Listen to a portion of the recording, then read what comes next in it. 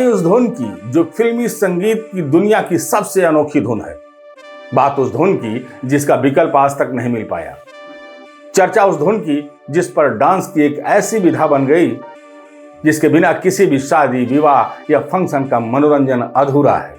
बात कही उस धुन की जिसकी नकल पिछले 7 दशकों में दर्जन भर से अधिक फिल्मों में की गई है। आइए पहले सुनते हैं वो धुन जिसको सुनने के बाद आपके जेहन में तमाम वो सारे किस्से या सीन याद आने लगेंगे जिसे आपने अपनी आंखों के सामने गुजरते हुए देखा होगा या खुद भी नाचे होंगे। कुछ याद आया? यकीनन याद आया होगा। तकरीबन हर शादी या बारात का नागिन डांस। जी हाँ, नागिन डांस कोई विधा नहीं है, बल्कि इसी गाने पर मदमस्त होकर नाचने को नागिन डांस माना जाने लगा और इस धुन को बीन की धुन।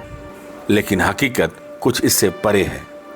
इसको जानने के लिए सबसे पहले इस गाने के इतिहास को जानना जरूरी है। इतिहास रचने वाला ये गाना है सन 1954 में प्रदर्शित फिल्म नागिन का, जिसकी रिलीज के बाद बॉलीवुड में नागिन थीम पर बनने वाली फिल्मों का शुभारंभ हो गया और तब से लेकर आज तक करीब 1 दर्जन फिल्में बनकर रिलीज हो चुकी हैं।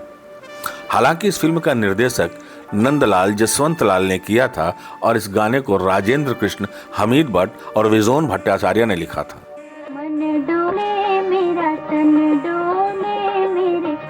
अभिनेत्री वैजयंती माला और प्रदीप कुमार लीड कैरेक्टर में थे और फिल्म का संगीत हेमंत कुमार ने दिया था। नमस्कार, मेरा नाम है ध्रुव सिंह और आप देख रहे हैं बतकही अनलिमिटेड।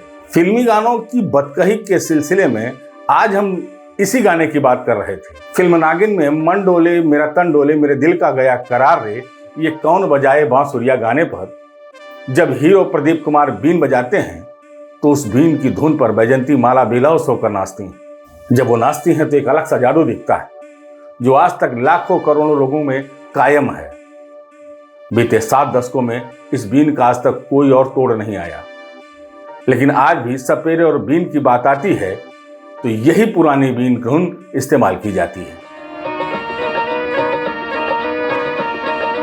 अब आपको बताते हैं इस बीन धुन के पीछे का असली रहस्य जो आज तक बहुत कम लोग ही जानते होंगे। दरअसल ये धुन बीन की है ही नहीं।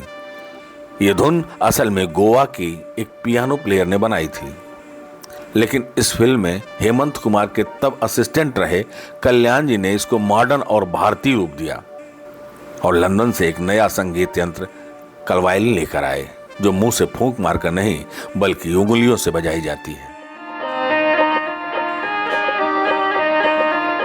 कल्याण जी ने इसी के माध्यम से बीन की यह धुन इजाद की, जबकि फिल्म में हीरो प्रदीप कुमार को इस धुन के लिए बीन बजाते हुए दिखाया गया है। इस बात का खुलासा एक इंटरव्यू में हेमंत दा के ही सहायक रवि ने किया था। रवि ने बताया था कि उन्होंने इसे हारमोनियम पर रचा था और कल्याण जी ने कैवेलियन से सपोर्ट किया था।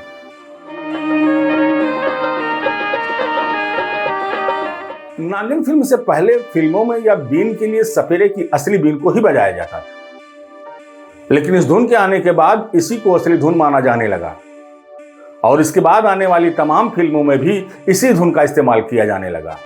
इसी गाने में पहली बार सपेरे की बीन को सिनेमा घर में सुना गया था। इसके बाद यह धुन इतनी फेमस हुई कि कई तरह की अफवाहें भी फैलने लगी। कहा तो यहां तक गया था कि जब सिनेमा घरों में बीन बजने की यह धुन सुनाई देती थी तो असली सांप भी पहुंच जाया करते थे।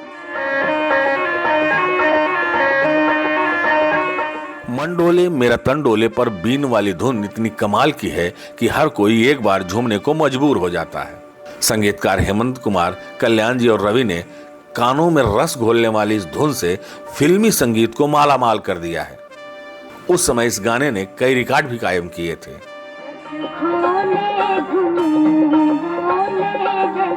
मन डोले मेरा तन डोले गाने ने बिनाका गीत माला हिट परेड की एनुअल लिस्ट में दूसरे नंबर की रैंक को पाया था, जो उस जमाने के सबसे पॉपुलर गानों को मापने का बैरोमीटर हुआ करता था। इस गाने को लता मंगेशकर ने आवाज दी थी।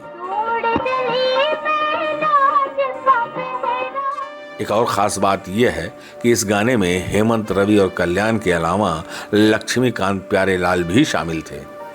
आपको बता दें, उस समय लक्ष्मीकांत हेमंत कुमार की टीम में तबला बजाया करते थे।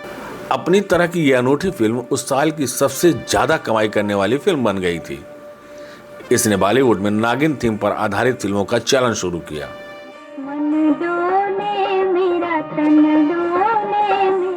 हालांकि ये धुन 7 दशक पहले आई थी, लेकिन ये तब भी ताजा थी और आज भी उसी तरह ताजा है।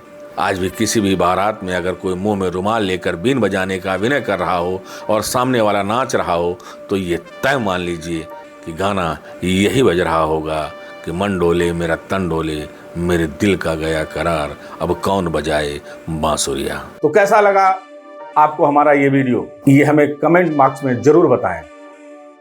और अगर अब तक हमारा चैनल सब्सक्राइब नहीं किया है तो प्लीज सब्सक्राइब करें, लाइक करें, शेयर करें और बेल आइकन का बटन जरूर दबाएं। और अगर आपको किसी और गाने पर उसकी समीक्षा चाहिए तो हमें लिखें, कमेंट बॉक्स में हमें बताएं। हम कोशिश करेंगे कि उसकी कहानी आप तक पहुंचाएं। जब तक हम अगला वीडियो आपके सामने लेकर आएं, तब तक के लिए नमस्कार।